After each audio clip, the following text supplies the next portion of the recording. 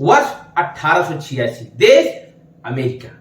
वहां के मजदूरों ने निर्णय लिया कि उनके साथ जो अमानवीय तरीके से, अमानवीय व्यवहार के साथ 15-15, 20-20 घंटे कार्य कराए जाते हैं, उसका पुरजोर विरोध करना चाहिए। और वह तारीख निर्धारित की गई 1 मई 1886, जिस दिन वहां के मजदूरों ने भारी पैमाने पर पूरे राष्ट्रव्यापी विरोध प्रदर्शन किया। और उसी का परिणति रहा, उसी का परिणाम रहा कि पूरी दुनिया में मजदूरों के लिए 8 घंटे का कार्य करने का कार्यकाल निर्धारित किया गया। यह एक बहुत बड़ी उपलब्धि थी जो एक ऐसी लोगों की थी जिन्होंने जो कार्यकारी जनसंख्या थी। और इसी दिन आप लोगों को मैं बधाई देता हूं 1 मई को मजदूर दिवस की। आज का हमारा जो विषय है वह कहीं न कहीं उन लोगों से जुड़ा हुआ है जो सरकार के मातहत कार्य करते हैं, सरकार से जुड़कर कार्य करते हैं, लोगों के लिए कार्य करते हैं। और उनको पेंशन को लेकर जो समस्याएं आती हैं, जो तकलीफें होती हैं, उन पर हम आज उस विषय पर आप चर्चा करेंगे। सबसे पहले हम पेंशन समझते हैं। आखिर पेंशन होती क्या है? पेंशन एक एम्प्लॉयर द्वारा अपने एम्प्लॉय को उस समय की सहायता के रूप में दी जाने वाली आर्थिक मदद है जब वह निशक्त हो जाता है या सेवानिवृत्त हो जाता है। और यह पेंशन जो है उसके जीवन का एक आधार बनती है, उसके बुढ़ापे की लाठी बनती है। अब आगे अभिनंदन, आभार स्वीकार करिए अपने दोस्त रसल रघुवंशी का नमस्कार। साथियों, जैसा कि आपको मैं दिखाना चाहूंगा, आज का हमारा विषय है पेंशन पर मंथन। पेंशन 1 जनवरी 2004 के बाद जो पेंशन में परिवर्तन किया गया, जो एक नई पेंशन प्लान जिसे कहा जाता है सामान्य भाषा में, जिसे नेशनल पेंशन प्लान कहा जाता है, उसके तहत सरकारी एम्प्लॉय को, सरकारी कर्मचारियों को पेंशन देने की जो बात लाई गई, उससे और जो पुरानी पेंशन व्यवस्था लंबे समय से चली आ रही थी, इन दोनों के बीच सबसे पहले हम कंपैरिजन एक आंकड़े के आधार पर करने के साथ शुरुआत करेंगे। सपोज करिए 1 जनवरी 2016 डेट, इसलिए मैंने 1 जनवरी 2016 रखी क्योंकि तब तक 7वें वेतन आयोग की सिफारिश लागू हो चुकी थी। उसके बाद 1 जनवरी 2016 को कोई व्यक्ति नौकरी ज्वाइन करता है, वह अपनी जॉब स्टार्ट करता है और पुरानी पेंशन प्लान के तहत उसे सुविधाएं दी जाती हैं। और यदि वह 2000 पे ग्रेड का, हमने एक मानक के रूप में रखा है, 2000 पे ग्रेड का वह कर्मचारी है और 21,700 के उसका बेसिक पे है, मूल वेतन है। इस हिसाब से वह यदि 20 वर्षों तक नौकरी करता है, 31 दिसंबर 2035 को रिटायरमेंट के समय उसको कितने लाभ होते हैं? जीपीएफ उसका लगभग उसकी पूरी सैलरी का 10% कटता है, समय समय पर इंक्रीमेंट मिलते हैं और उस बीच एक वेतन आयोग का भी उसे लाभ मिल चुका होता है। इस प्रकार से वह अपने रिटायरमेंट की एज तक लगभग उसका, जब पूरा आप कैलकुलेट करेंगे, मैं डिटेल में नहीं जाना चाहूंगा, तो 39,800 के आसपास उसकी बेसिक पे होगी। ध्यान रखिएगा, मैं बेसिक पे की बात कर रहा हूं, पूरी सैलरी की बात नहीं कर रहा हूं। अब जो पुरानी पेंशन का एक फार्मूला है कि अंतिम वेतन का 50% उस व्यक्ति को एज ए पेंशन दिया जाएगा। इस हिसाब से यदि आप भाग करेंगे 39,800 में, तो आप पाएंगे लगभग 19,000 के आसपास उसकी पेंशन का मूल निर्धारित होगा। यदि उसमें 100% महंगाई, मिनिमम 100% महंगाई दर हम जोड़ दें तो लगभग 40,000 हो जाएगा। इस प्रकार से आप समझ सकते हैं कि जो व्यक्ति रिटायर होगा पुरानी पेंशन के अंतर्गत, उसे 40,000 पर मंथ का एक सिक्योर गारंटीड इनकम निर्धारित हो जाएगी, जो उसके जीवन को चलाने के लिए काफी हद तक सहायता करेगी। और इसके साथ उसकी लगभग 30 लाख की जो उसका जीपीएफ होगा वो भी उसे प्राप्त होगा। एक बार वो अपना पूरा जीपीएफ निकाल सकता है। इस प्रकार से आप समझ सकते हैं कि उसका एक सिक्योर, सुरक्षित बुढ़ापा निर्धारित हो जाएगा।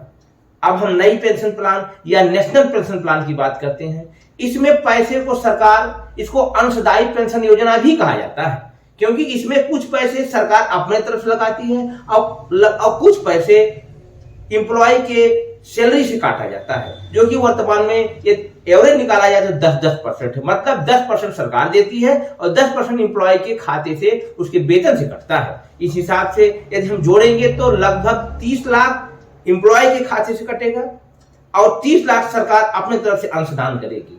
और रिटायरमेंट के समय 31 दिसंबर 2035 को उसके पास लगभग 60 लाख रुपए का एक फंड होगा, जिसमें से 60% जो उसका होगा उस पूरे फंड का, वह तुरंत निकाल सकता है, जो कि होता लगभग 36 लाख रुपए। तो आप कह सकते हैं रिटायरमेंट की एज के समय वह एम्प्लॉय, वह कर्मचारी लगभग 36 लाख रुपए पाएगा, और 24 लाख जो उसके बचते हैं, 40% उसके पूरे फंड का, उस पर सरकार एक निश्चित मानक के तहत, एक निश्चित रेट के तहत उसे पेंशन देगी, जो कि एक जिसे एन्युटी कहा जाता है। तो एन्युटी मान लीजिए 9% होगी, तो लगभग 18,000 रुपए उसकी पेंशन निर्धारित होगी, जिसमें किसी भी प्रकार का डीए या अदर अलाउंस देना अलाउ नहीं होगा। आप समझ सकते हैं कि पुरानी पेंशन स्कीम के तहत जहां एक एम्प्लॉय को रिटायरमेंट के समय 40,000 वेतन मिलता है, वहीं नई पेंशन प्लान या राष्ट्रीय पेंशन प्लान के तहत उसे मात्र 18,000 पेंशन मिलती है, जो कि एक फिक्स्ड हो जाती है, जिसमें बढ़ोतरी नहीं होती है। अब आप इसको ऐसे जोड़ सकते हैं कि महंगाई दर बढ़ने के साथ इन्फ्लेशन, मुद्रास्फीति बढ़ने, यदि आप 7% मान लें, 6% मान लें और उसका एन्युटी रेट 9% मान लें, तो आप समझ सकते हैं कि ओवरऑल उसकी जो ग्रोथ होगी मात्र 2 से 3% होगी, क्योंकि महंगाई बढ़ने के साथ उसका एन्युटी उस तेजी से नहीं बढ़ेगा और कुल मिलाकर के 2 से 3% वह लाभ कमा पाएगा। तो आप समझ सकते हैं कि ये कितना बड़ा समस्या होगी उस एम्प्लॉय के लिए। उसकी जब उसकी अपनी शारीरिक अक्षमता बढ़ती जाएगी, उसका शारीरिक समस्याएं बढ़ती जाएगी। और दूसरा जो सबसे बड़ा अंतर आप पाते हैं फैमिली पेंशन प्लान का। नई पेंशन प्लान के अंतर्गत यदि बीच में किसी कारण से कर्मचारी के निधन हो जाता है, मृत्यु हो जाती है, आकस्मिक मृत्यु हो जाती है, तो उसे अपने उसी फंड से पैसा उसे परिवार को दिया जाएगा, जो कट करके दोनों तरफ से आया था, सरकार की तरफ से प्लस एम्प्लॉय की तरफ से। लेकिन पुरानी पेंशन प्लान की जो योजनाएं हैं उसमें परिवार वालों को भी सहायता दी जाएगी। यदि पति या पत्नी दोनों में से किसी एक की डेथ हो जाती है आफ्टर रिटायरमेंट, बिफोर रिटायरमेंट, उन्हें एक मानक के तहत डीए अलाउंस जोड़ते हुए उनकी पेंशन निर्धारित की जाएगी, जो महंगाई के साथ बढ़ती जाएगी। अब आप समझ सकते हैं कि एक एम्प्लॉय जो कम से कम 20 सालों तक सेवा करता है अब सरकार के साथ, लोगों के साथ, तो उसके साथ किस प्रकार का बिहेव होगा, किस प्रकार का उसका बुढ़ापा होगा। वहीं दूसरी तरफ एक रिकॉर्ड बताते हैं, कई सारे रिपोर्ट्स बताती हैं, जब से नई पेंशन प्लान लागू हुई है तब से देश में भ्रष्टाचार की दर बहुत तेजी से बढ़ी है। इस सरकारी कार्यालयों में, सरकारी विभागों में भी भ्रष्टाचार बहुत तेजी से बढ़ा है। वजह आप समझ सकते हैं, ये एक इनसिक्योर बुढ़ापा, एक ऐसा बुढ़ापा जो उसमें कोई निश्चित राज के बारे में बात ही नहीं की जाती है और जो बाजार के भरोसे छोड़ दिया जाता है। हालांकि पेंशन प्लान की अधिकतर, नई पेंशन प्लान के अधिकतर फंड जो है वो सरकारी बॉन्ड में निवेश किए जाते हैं, लेकिन सरकारी बॉन्ड में स्थिरता होती है, निश्चितता तो होती है, लेकिन उसका रिटर्न बहुत कम होता है। और यदि उसे मार्केट में डाल दिया जाए तो वह कितना आर्थिक वॉलेटाइल मार्केट है। आप बंबई स्टॉक एक्सचेंज के 4 से 5 दिनों तक का या एक हफ्ते का सर्वे देख लें कि कितना ऊपर नीचे बाजार होती है। अब दूसरी बात करते हैं कि जो अभी हाल ही में राजस्थान ने पुरानी पेंशन बहाल करने का घोषणा की, जो कि 1 अप्रैल 2022 से लागू हो गई। इसमें क्या है कि यहाँ पर एक राजनीति है, सियासत है, एक मॉडल के रूप में हम राजस्थान का आपके सामने प्रस्तुत करेंगे।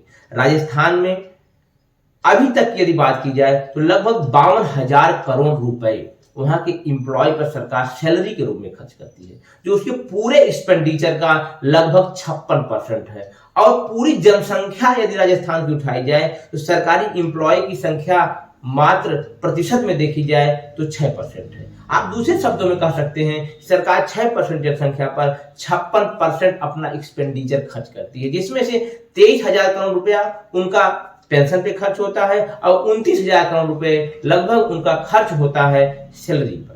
इस हिसाब से सरकार ने यह एक तरीका निकाला कि क्यों ना फिक्स्ड डेफिसिट को कम करने के लिए, जो कि 15वें वित्त आयोग द्वारा निर्धारित किया गया था, उसे कम करने के लिए, उसे लगातार संयमित और नियमित रखने के लिए हम पुरानी पेंशन की तरफ वापसी करते हैं। यह लोक लुभावन भी होगा, जो आने वाले चुनाव में उनका लाभ भी पहुंचाएगा। और साथ ही साथ सरकार पर जो एक्स्ट्रा बर्डन 10% देने का बढ़ता है एम्प्लॉय के अंशदान में, उससे भी वो बच सकते हैं। इसलिए उन्होंने इस प्लान पे काम किया कि कम से कम 10% हम हर मंथ एक्सपेंडिचर हमारा बढ़ रहा है अंशदान के रूप में, उससे बचा जा सकता है। और साथ ही साथ ये कहा जा सकता है कि एक लंबे समय के लिए सरकारों के लिए घाटे का सौदा है पुरानी पेंशन। लेकिन तो क्या इसका मतलब है कि पुरानी पेंशन बंद कर देनी चाहिए? एक कल्याणकारी राज्य इस भारत की हम बात करते हैं, वहां पर एक ऐसा एम्प्लॉय जो 30 साल 35 साल सरकार की सेवा में रहता है और बुढ़ापे पे अचानक उसकी जिंदगी तबाह होने की कंडीशन में आती है, तो क्या हम इसे समझौता कर सकते हैं? इसका समाधान है, हमें अपनी सरकारों, हमारी सरकारों को अपने तरह तरह के टैक्स बढ़ाने होंगे, तरह तरह के यहाँ पर निवेश बढ़ाने होंगे। हमें ओवरऑल एक लब्बो लुआ में बताना चाहूं तो सरकार को अपनी आमदनी बढ़ानी होगी। सरकार जितना ज्यादा आमदनी बढ़ाएगी तो बढ़ती हुई आमदनी के साथ पेंशन पे होने वाला खर्च अपने आप कम होने लगेगा। जब 100 रुपए में 56 रुपए पेंशन पे खर्च करना होगा और यही यदि सरकार अपना खर्चा एक एवरेज के रूप में 200-250 कर देती है तो उसके ऊपर पेंशन पर आने वाला भार स्वतः कम हो जाएगा। तो सरकार को प्रोग्रेसिव होना चाहिए, सरकार को भविष्य दृष्टा होना चाहिए और दूरगामी परिणाम देने वाली योजनाओं पर तेजी से काम करना चाहिए, क्योंकि पेंशन का भार जो होता है वह आने वाली पीढ़ियों पर पड़ता है और उसका दबाव एक भविष्य का करदाता निर्धारित करता है। इसलिए आप समझ सकते हैं। और रही अंशदान की बात, इसको लेकर के बहुत ज्यादा विरोधाभास है। जो सरकारी अंशदान नई पेंशन प्लान में सरकार द्वारा किया जाता है उसमें कैग द्वारा सीएजी ने कई बार सवाल खड़े किए हैं कि सरकारें अपना फिक्स्ड डेफिसिट कम करने के लिए अपना अंशदान देती ही नहीं है और उसका कहीं न कहीं जो परिणाम होता है वह एम्प्लॉय भुगतता है, क्योंकि उसे जो परसेंट में जो उसे लाभांश मिलना चाहिए था, जो उसको इंटरेस्ट रेट मिलना चाहिए था, वो सरकार द्वारा न दिए जाने के कारण अपने धन को वह कम मिलता है। और कैग ने कई बार रेकमेंड किया कि इनको हमें सख्ती से लागू करना चाहिए। यदि सरकारें अपने अंशदान में देरी करती हैं तो उन पर पेनाल्टी लगानी चाहिए, जिससे कि सरकार और लोगों को राष्ट्रीय पेंशन प्लान पर विश्वास बढ़ता रहे। और इसके साथ पीएफआरडीए एक संस्था है जिसका गठन 23 अगस्त 2003 को हुआ था। Pension fund regulatory and development authority, जो लगातार पेंशन में सुधार करने का प्रयास करता रहता है, वह भी नई पहल लेने का लगातार प्रयास कर रहा है और नई पेंशन प्लान को अट्रैक्टिव बनाने का प्रयास कर रहा है। लेकिन मेरा कहने का मतलब यह है कि नई पेंशन को या तो आप इतना अट्रैक्टिव, इतना बेहतर बना दें कि वह एक सिक्योर और एक गारंटीड भविष्य का निशानी बन सके, एक उदाहरण बन सके एक आम कर्मचारी के लिए। और उससे बेहतर यह होगा कि पुरानी पेंशन की तरफ सरकार मूव करे, अपने रेवेन्यू बढ़ाए, अपने देश में बढ़ रहे निवेश को बढ़ाए और ऐसी दूरगामी योजनाओं को लेकर के आए जो एक एम्प्लॉय, एक कर्मचारी, एक अधिकारी जो कि सरकारी नौकरी के लिए लगातार प्रयास करके किसी तरीके से नौकरी पाता है उसके भविष्य को सुरक्षित कर सके। और पुरानी पेंशन के साथ एक और पॉजिटिव चीज है कि इसके जुड़ जाने से अच्छे ब्रेन के लोग, अच्छे दिमाग के लोग, अच्छी सोच के लोग और परस्पर उत्कृष्ट लोग सरकारी सेवाओं में जुड़ते हैं और जिससे कहीं न कहीं इस देश का, इस राष्ट्र का और इस देश के लोगों का भला होता है, जो कि योजनाओं के माध्यम से, नीतियों के माध्यम तक अंतिम आदमी तक पहुंचता है। तो आप समझ सकते हैं कि पेंशन कितना जरूरी है। इस पर हमने आज मंथन किया। मुझे पूरा विश्वास है कि आपको वीडियो इंफॉर्मेटिव लगा होगा, जानकारियों से भरा लगा हुआ होगा। तो आपसे मेरा रिक्वेस्ट है इस चैनल को सब्सक्राइब करिए, इस वीडियो पर अपने विचार टिप्पणी के माध्यम से, कमेंट के माध्यम मुझ तक प्रेषित करिए और इस वीडियो को शेयर करिए। विदा लेता हूं इस उम्मीद के साथ कि जल्द ही आपसे मुलाकात होगी। अपने अपनों का ख्याल रखें। नमस्कार।